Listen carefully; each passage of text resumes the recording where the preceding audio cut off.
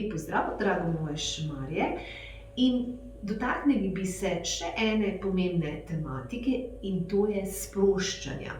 Pa ne samo sproščanja, ampak res globoka sprostitev, kar je pomembna pot, da preidemo v zdravilni spanec. Naučila vas bi joga nidre. Kaj točno joga nidra je? Gre za znanost o sproščanju. Izhaja iz sanskritskih besed in sicer joga, kar pomeni združitev oziroma neko enotočkovno zavedanje, in nidra pomeni spanje. To se pravi, da gre za neko obliko jogijskega spanja. Sama tehnika se izvaja leže na hrbtu in res navzven izgleda, kakor da spimo, ampak še zdaleč od tega, da spimo. Gre za to, da nekako sproščamo telo, sproščamo svoje čustva, sproščamo te svoje napetosti, ob hkratnem, da smo tudi izredno budni in notranje zavestni, se pravi, se zavedamo svojega spanja, se pravi, ne spimo. Sprostitev je tako, ko se nekako pogovarjam z ljudmi, nekako si mi popolnoma napačno razlagamo. Mnogi razmišljajo, da je sprostitev, da gremo v kino, da se po napornem dnevu zleknemo v udoben naslonjač in si ogledamo kak dober film, ali ne vem, skodelica čaja, ali mogoče kakšna cigareta, karkoli.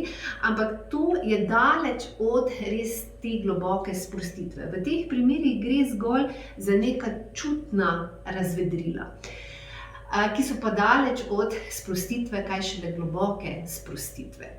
No, same napetosti. Pri takem res globokem sproščanju sproščamo te globoke napetosti. Kar se tiče te tematike, joga napetosti razdeli in jih poskuša nekako reševati iz več zornih kotov.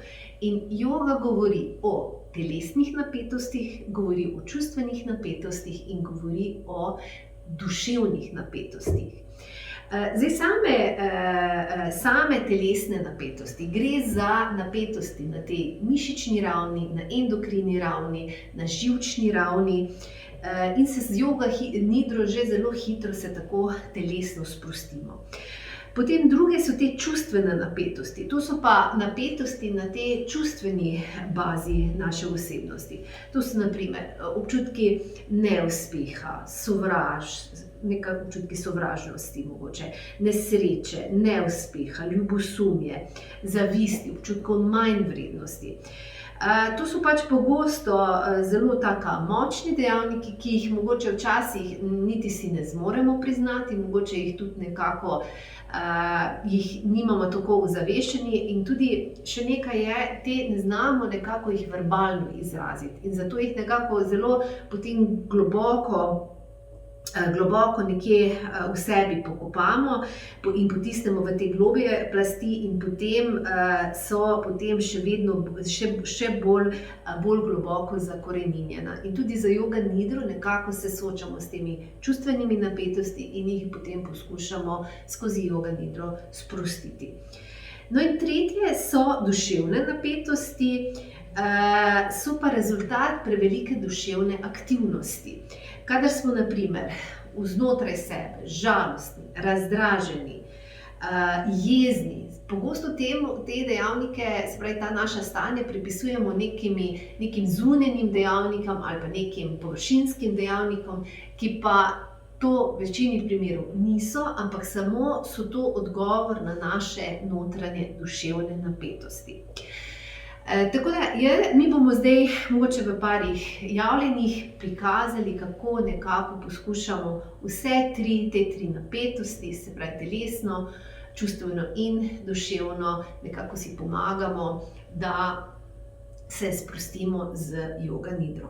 To se pravi joga nidro, in danes bi jaz predstavila najprej ugodne položaje, da počasi potem, že sam položaj je pomemben, da lepo preidemo v joga nidro.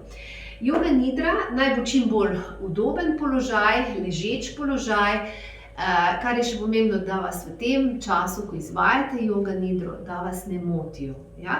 Pomembno je tudi, da vam je toplo, ker sploh potem, ko se začnemo malo še bolj sproščati na tej telesni bazi, nam postane še bolj hladno. Tako da poskrbimo tudi za kakšne dekice okoli sebe. Zdaj, jaz bom pokazala, se pravi, joga nidro izvajamo leže na hrbtu, same postopke bomo pa potem tekom javljanj še natančno se naučili.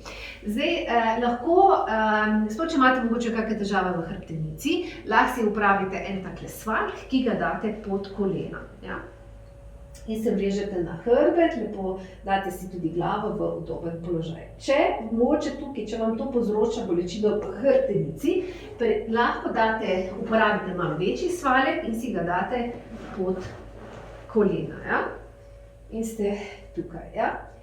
Še tretji položaj, ki se mi zdi izredno fajn, sploh če imate res težave z križem, lahko uporabite tudi en takle stolček, ja? In naslonite roke, noge na stolček. To je izredno, ja, že sam položaj nas popelje v eno tako ugodno, nadima ene dobre, ugodne pogoje za, da bomo počasi prišli v to globoko sproščanje.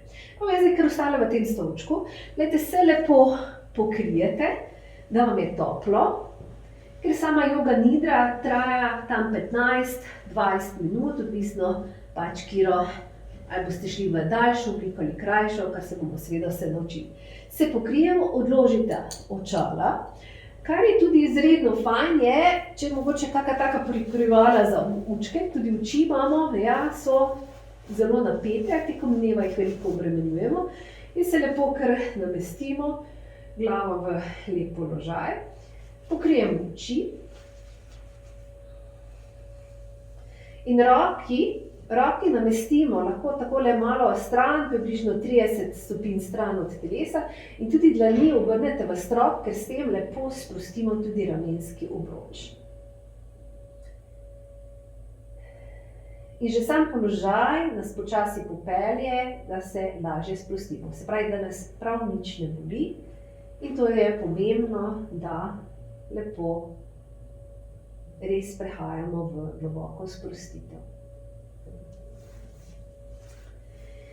Počasi, to bi bilo za danes vse, lepo se imejte in se vidimo prav kmalu, jaz pa grem zdaj v joga nidro. In zaključimo še z besedami avtorja knjige Joga nidre, Swamija Satyananda Sarasvati, ki govori, da je joga nidra blažena sprostitev in pravi, da večina ljudi spi, ne da bi rešila svoje napetosti, in to se imenuje nidra. Nidra pomeni spanec, ne glede kako in zakaj. Joga nidra pa pomeni spanec, potem ko odvržemo vsa bremena in je v celoti blažene višje kakovosti.